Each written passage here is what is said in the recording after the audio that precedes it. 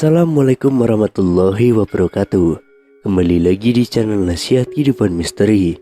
Pada video kali ini saya akan membahas tentang Wali Songo sebenarnya tidak ada. Perkembangan Islam di tanah air, khususnya di Pulau Jawa, tidak bisa dilepaskan dengan peran Wali Songo. Para wali ini menyebarkan syiar agama Islam pada abad ke-14 yang dimulai dari pesisir utara Jawa seperti Surabaya, Gresik, Lamongan, Tuban di Jawa Timur, dan Demak, Kudus, Muria di Jawa Tengah, serta Cirebon di Jawa Barat. Songo dalam bahasa Jawa berarti 9, jadi Wali Songo berarti 9 wali. Namun ada pula yang menganggap kata Songo berasal dari bahasa Arab, yakni Tesana, yang berarti kemuliaan. Pendapat lain menyebutkan Wali Songo sebenarnya merupakan nama sebuah majelis dakwah yang dibentuk Sunan Gresik pada tahun 808 Hijriah atau 1404 Masehi.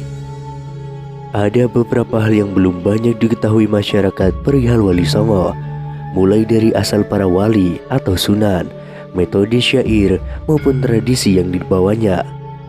Namun tahukah Anda bahwa Wali Songo ini ternyata tidaklah berjumlah 9 orang sebagaimana kita ketahui selama ini. Wali Songo sebenarnya merupakan majelis perkumpulan para ulama yang menyebarkan Islam di tanah Jawi.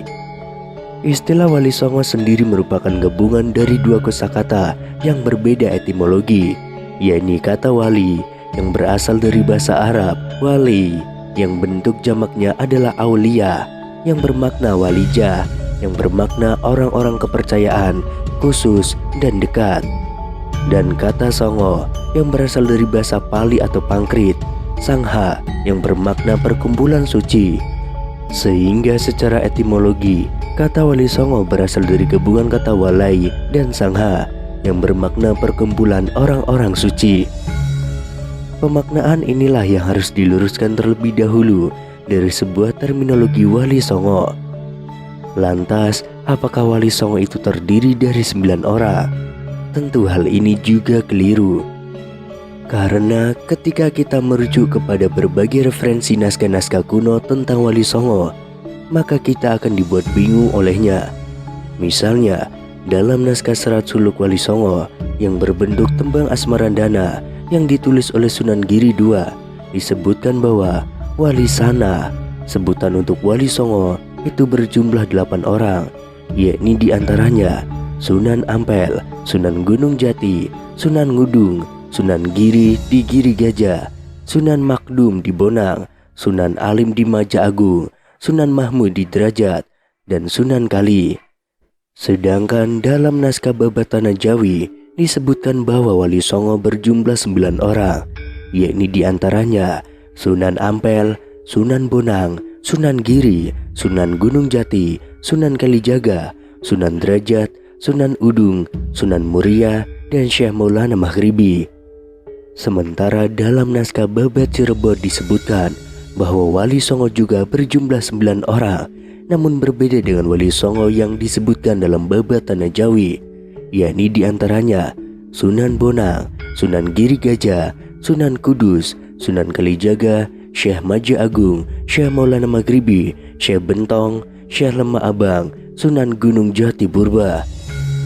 Nah, perbedaan nama-nama anggota Wali Songo inilah yang kemudian menimbulkan kesulitan mengidentifikasi siapakah sebenarnya para ulama yang termasuk dalam perkumpulan orang suci yang bernama Wali Songo ini, sebagaimana makna aslinya yang berasal dari kata walai dan sangha.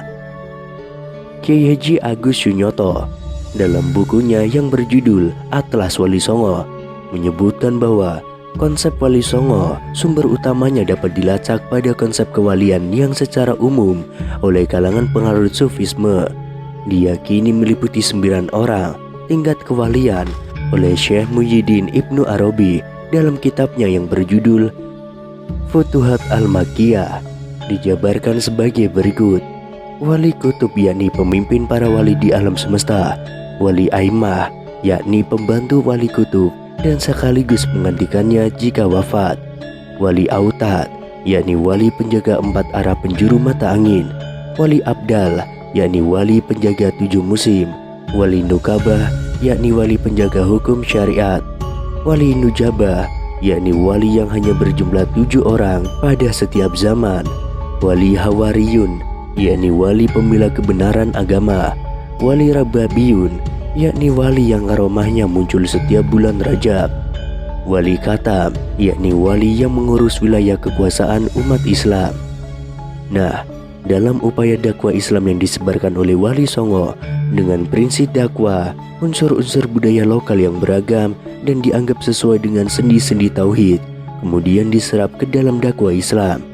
Dan prinsip dakwah menyampaikan Islam dengan cara dan tutur bahasa yang baik. Inilah kemudian konsep 9 tingkat kewalian yang sofistik dari Syekh Muhyiddin Ibnu Arabi diadopsi dan diadaptasi untuk menggantikan konsep Dewata Nawasanga yang memang telah ada jauh sebelum kerajaan Majapahit berdiri. Sampai di sini akhirnya kita menjadi paham bahwa ternyata konsep Wali Songo sebenarnya merupakan konsep adaptasi dari konsep Dewata Nawasanga atau perkumpulan 9 dewa yang bersifat Hinduistik menjadi konsep Wali Nawasanga yang berarti perkumpulan 9 wali yang bersifat sufistik. Dalam catatan sejarah, keberadaan tokoh-tokoh Wali Songo ini selain diposisikan sebagai wali Allah, yakni orang-orang yang memiliki kedekatan khusus dengan Allah, pada kenyataannya ternyata mereka juga diposisikan sebagai waliul amri, yakni orang-orang yang memegang kekuasaan atas hukum umat Islam dan sekaligus sebagai pemimpin masyarakat yang berwenang menentukan dan memutuskan urusan masyarakat, baik dalam bidang keduniawian maupun dalam bidang keagamaan.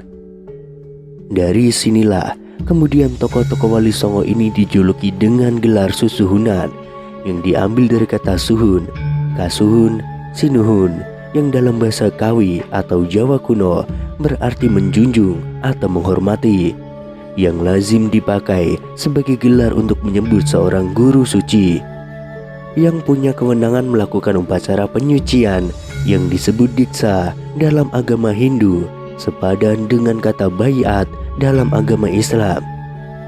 Dalam perjalanan waktu, gelar susuhunan ini kemudian mengalami transliterasi bahasa menjadi sunan.